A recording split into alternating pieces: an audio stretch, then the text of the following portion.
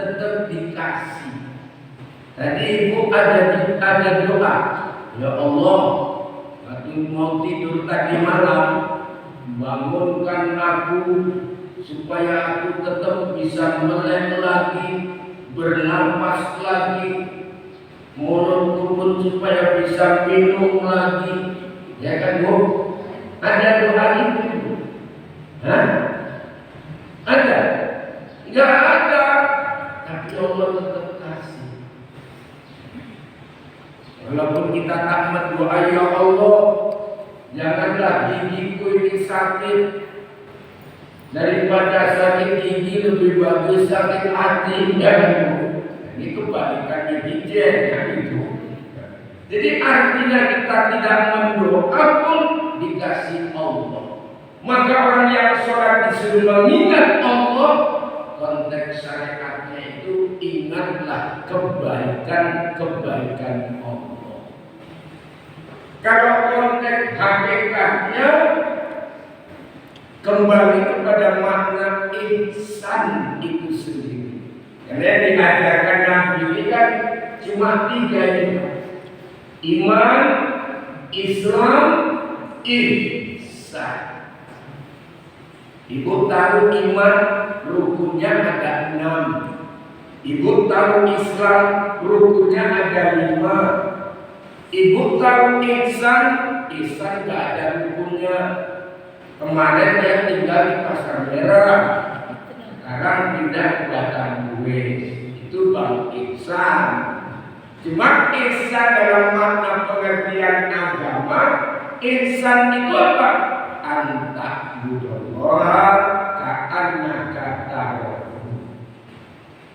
Kamu menyembah Allah, kamu melihat Allah. Wa illam takun tarahu fa innahu yaraka. Kalau kamu tidak bisa melihat Allah, merasalah dirimu itu diaui, dilihat sama Allah. Jadi makna pengertiannya Pak, kalau kita melihat Allah namanya musyahadah. Kalau dalam ilmu tasawuf, musyahadah itu penyaksian akan keberadaan Allah, di mana hati ini sudah tidak terhijab lagi. Karena sudah merasa dirinya itu sudah tak ada lagi. Yang ada hanya Allah. Makanya hati ini kata Imam Al-Ghazali diibaratkan seperti kaca.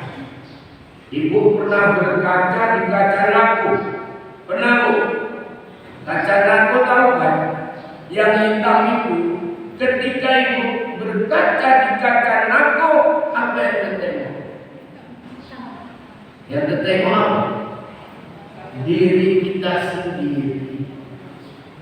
Paham itu maksudnya? Artinya ketika hati kita ini masih penuh kotoran-kotoran, masih penuh dengan hijab, maka kita lebih banyak melihat diri kita, keakuan kita, kesombongan kita, keriaan kita, keujuban kita. Itulah sebenarnya yang menjadi hijab penting. Kenapa kita tak bisa bermusahadah dengan Allah? Tapi kalau kaca macam masjid ini ibu tengok, waktu ibu tengok kaca pintu masjid ini, nampak nggak bayangan ibu belakang? Tak nampak. Diri sudah merasa nggak ada apa-apanya. Itulah dalam sebutan la haula wala quwwata illa billah. Apa artinya? Tidak ada daya dan kemampuan serta kekuatan itu kecuali daya, kemampuan, kekuatan Allah. Padahal tinggal ngomong aja, wah bapak saya tengok, alhamdulillah. dikembalikan bahwa yang bisa berbuat dari apa yang dikerjakan ini dia tak merasa berbuat, kembali ke Allah. Kita yang mau ibu malam haji ya ibadah. Bu terus apa? Bu ngomong apa?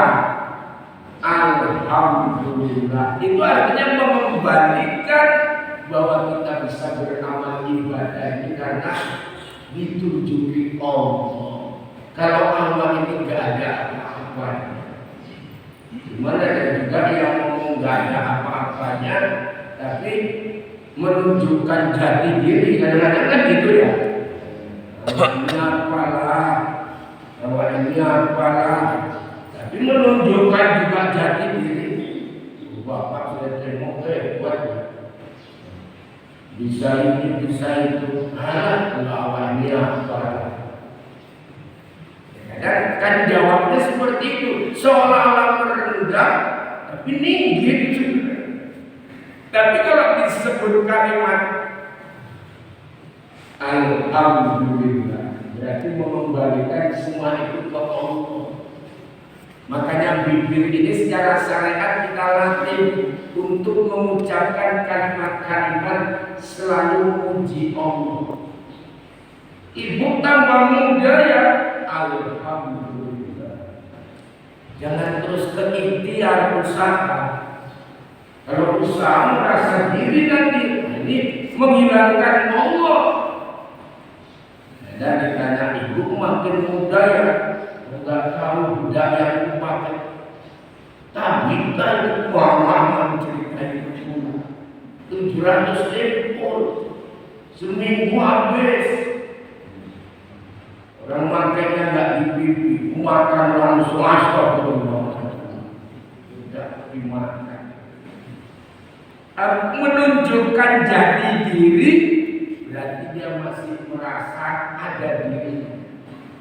Orang yang mau makrifat, orang yang mau kenal betul ke Allah, jangan ada merasa diri ini ada.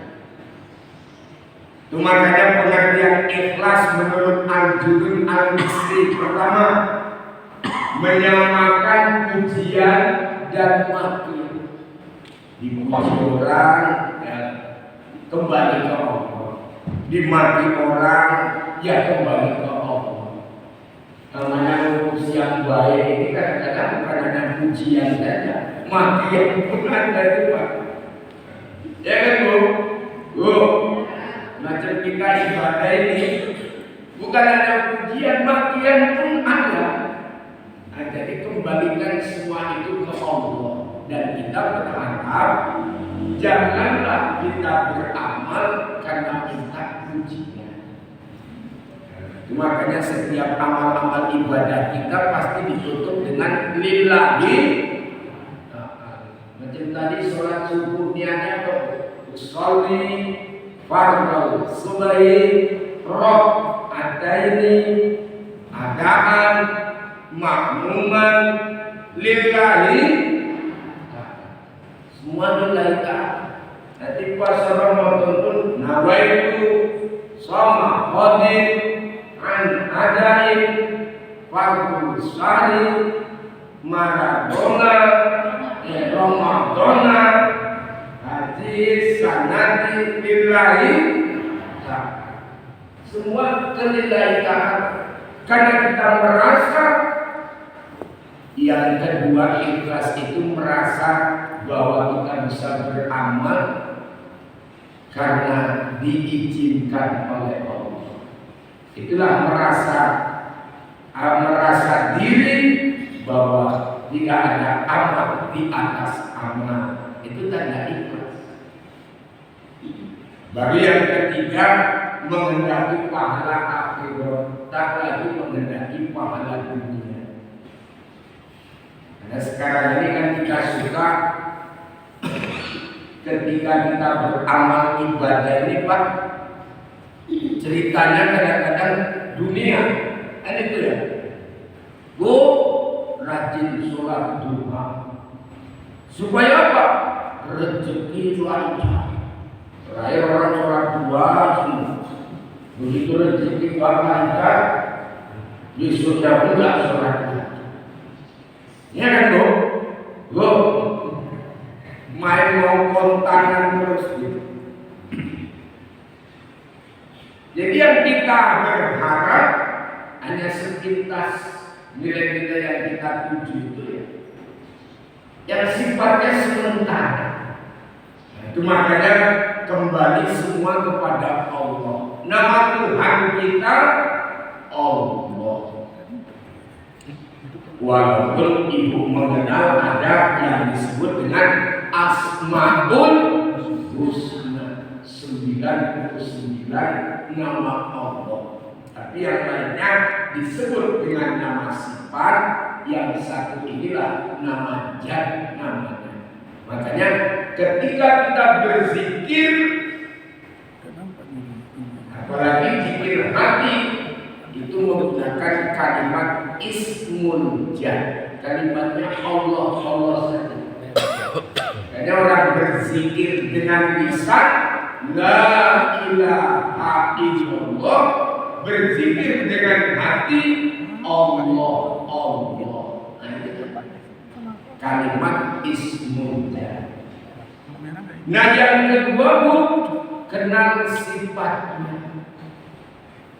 Sifat ini Bapak kan selalu ngaji kalau sudah cerita sifat Allah, kan cerita ngaji sifat 20. Walaupun akhirnya ada yang ngomong jangan ngaji sifat 20, nanti bisa gila, ya kan Bu? Padahal berapa banyak orang gila bukan ngaji sifat 20. Karena kemarin kalau wali kota nggak lulus, nggak caleg nggak lulus, bukan karena ngaji sifat 20. Jadi sifat 20 ini dirangkum oleh ulama, namanya Abdul Hasan Al-Asy'ari dan Abi Mansur Al-Maturidi. Karena sifat Allah ini tidak terhingga banyaknya, tapi bagi orang awam kalau sudah mengenal yang 20 ini berarti sudah dialah mengenal Allah. Yang 20 ini pun dibagi 4 Bu. Namanya pertama nafsiyah, kedua namanya salbiyah, ketiga namanya ma'ani, keempat namanya maknawiyah. Ada salbiyah di sini. Pasti. Berarti kakak ibu nafsiyah. Kalau dia nafsiyah cuma satu dari 20 itu. Itulah sifat wujud. Sifat wujud itu menunjukkan keberadaan adanya Allah. Walaupun dalam kajian keilmuan tauhid adanya Allah ini cuma bisa dibuktikan dengan adanya yang diciptakan. Sebatas itu. Karena akal terus berbicara, gak mungkin air putih ini ada di sini kalau tidak ada yang mengada.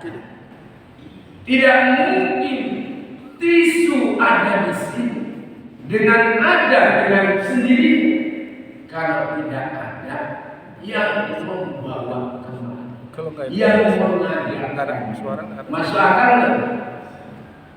Dan tidak mungkin kue ada di sini.